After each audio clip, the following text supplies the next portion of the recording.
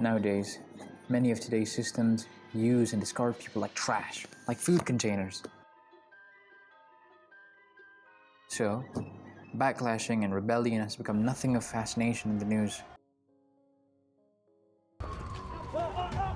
People feel like escaping so bad from the injustice and cruelty. Singing, dyslexic drumming, theater. Wait a minute. Where am I going with this? Let me start again.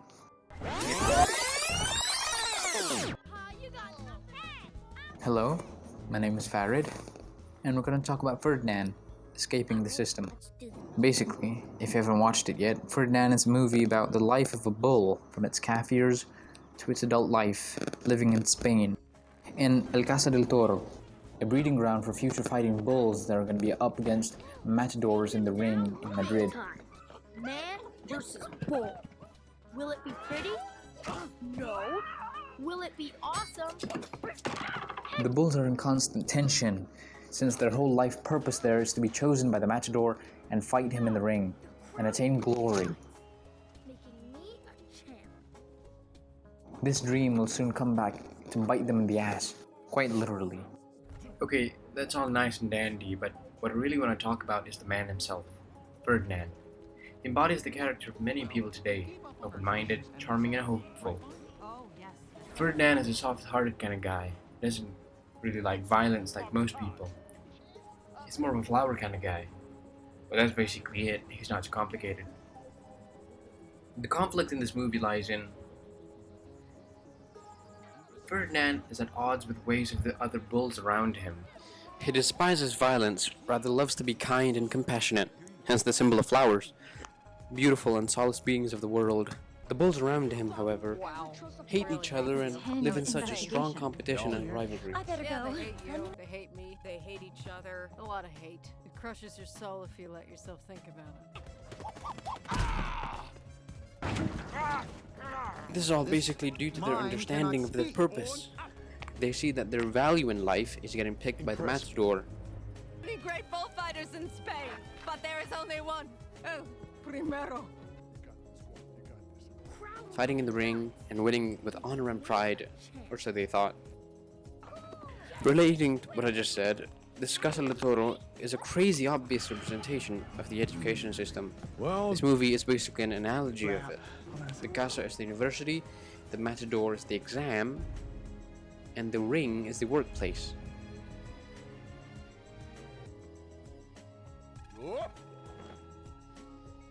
I'll explain more on this later on.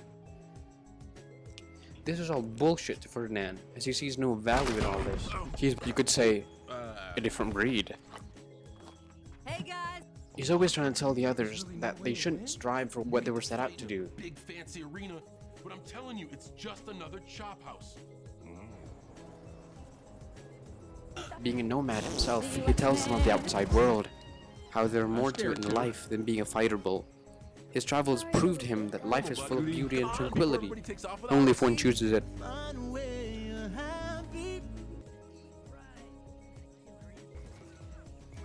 All this, however, he can never really prove what he's saying, since the other bulls have never been in the outside world. If it's so great out there, why did they send you back here? Well, Because you're a bull. He could always feel distasteful of what life in the casa had to offer before leaving it, but could never really put it into words.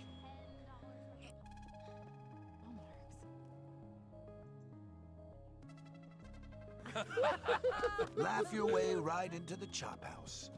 That's where you're headed. Throw like a bunny. no, not if we get out of here, guys. Upon explaining and basically preaching the aforementioned matter, the casa bulls are unimpressed and aren't shook by it. They prefer their way. Our only way out is to beat the matador in the ring, and that's what I'm gonna do. Don't listen to him, guys. He's right. We're bulls. This is the only place for us. Trying to tell me that you don't want to fight for glory in the ring? I'm not a fighter. I don't understand that at all. Yeah, me either. What else is there? Since they know of nothing more than what they've been told. This just proves how powerful he is. People can seem to be so proud of what they fight for, what they've trained for months, years, and maybe all their lives for.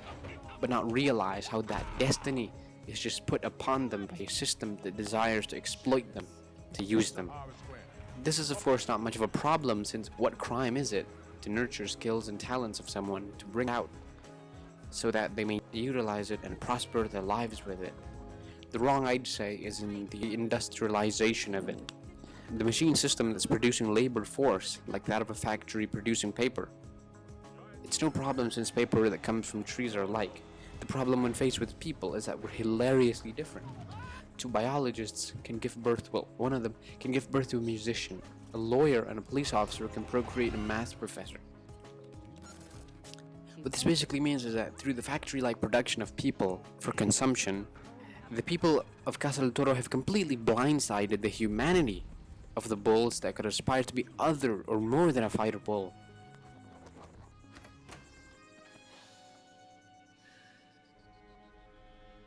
How cruel and inhumane that is. Really no way to win? You get to fight in a big fancy arena, but I'm telling you, it's just another chop house. Upon, however, he now knows the true destiny that they were all about to face. The destiny since the very beginning if they were to get picked by the matador.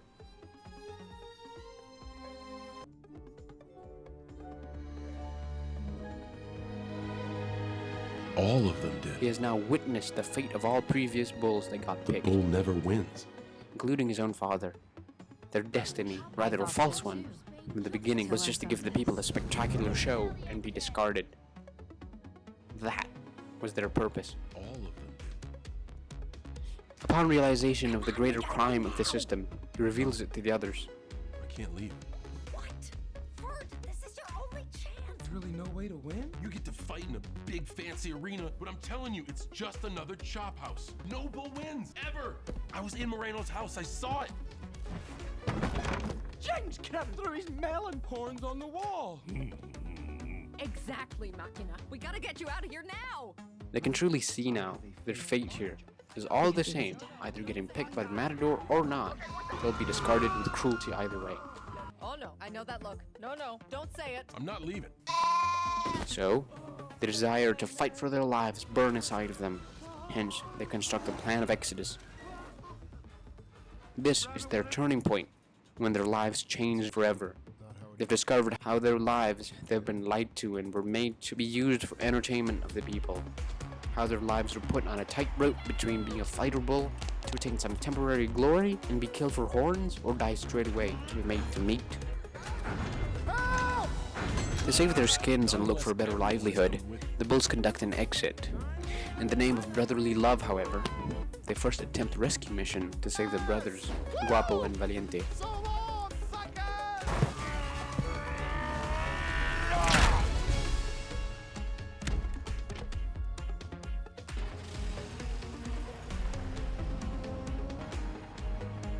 What most saddens me in this scene is Don't you get it? Look at me. I'm already done. Oh, sure. when Valiente is in the meat processing factory, he thinks he's worthless without his horns. That's right. It doesn't have to be that way. You're more than just a set of horns. Come with us. He thinks that his symbol of meaning of life is gone, and now feels he has nothing to live for anymore. What this is trying to say is, I feel, arbitrary symbols like these are what most of what the system teaches us of what value we have in life. A's in certain exams, for example, where without them we feel worthless and nothing, and that's what they make us feel. How untrue that actually is, since our capabilities surpass the measuring of our grades. This fragile tool of measurement have set a standard on how we should feel about ourselves. This is why so many people are distraught and feel so down by the system.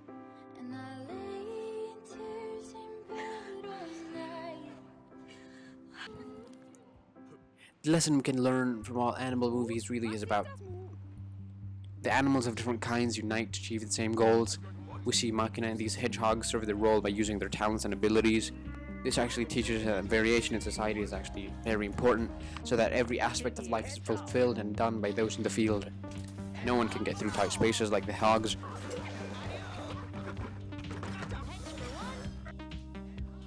And do this. Whatever this is, like Machina. You get the point. So,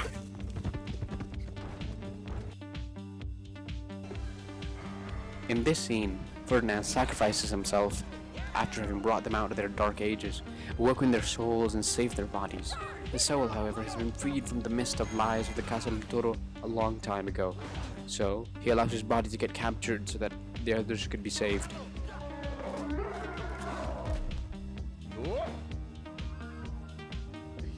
In the ring, the roles have been reversed.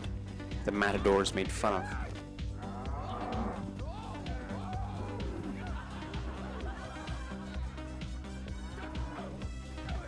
This basically goes to show that when the force of truth, virtue, and passion goes against greed, falsehood, and evil, its humiliating and repugnant is brought to light. Its ugliness can be seen.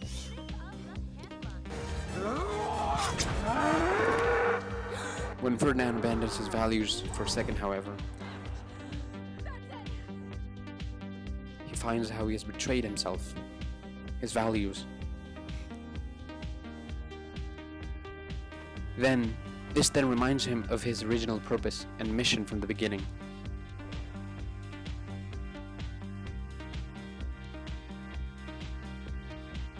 Thus, he sees his nirvana and utopia.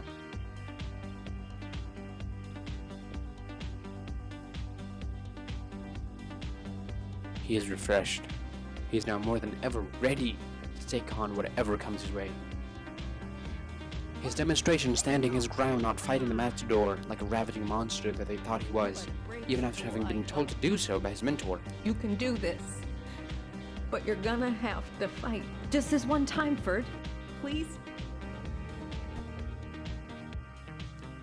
Wakes the people's hearts to see the reality of the ring and what it really means. So they too then turn.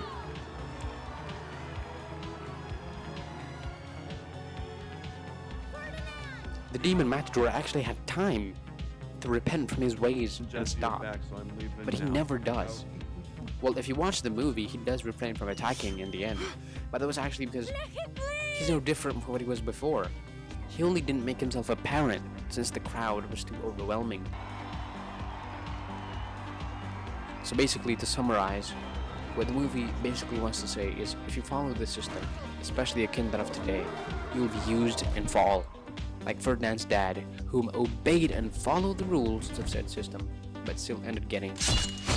So, Ferdinand chooses to spread this message to the others. I'm telling you, it's just another chop house. Gotta hit something. Nope, actually, I'm gonna pass on the violence.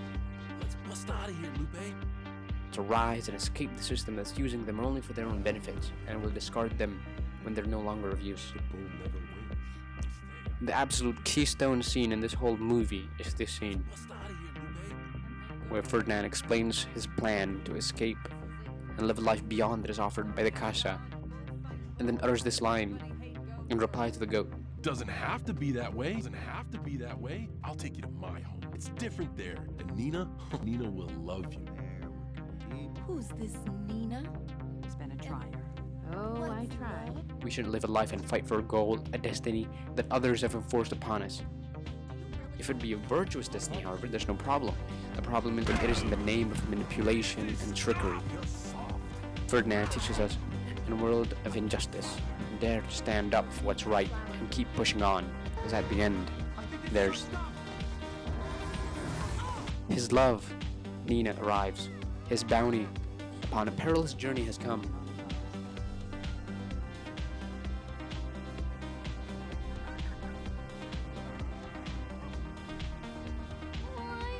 His disciples too get their reward, getting to stay in Nina's dad's ranch after having struggled against the oppression that they've endured all this time.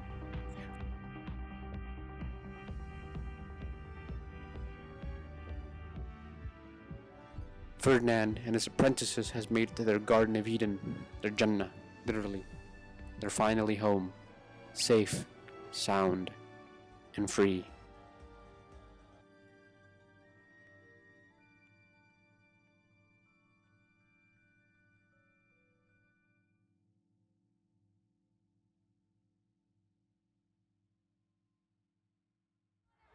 So that's it. Thank you guys for watching, and I hope you enjoyed the video.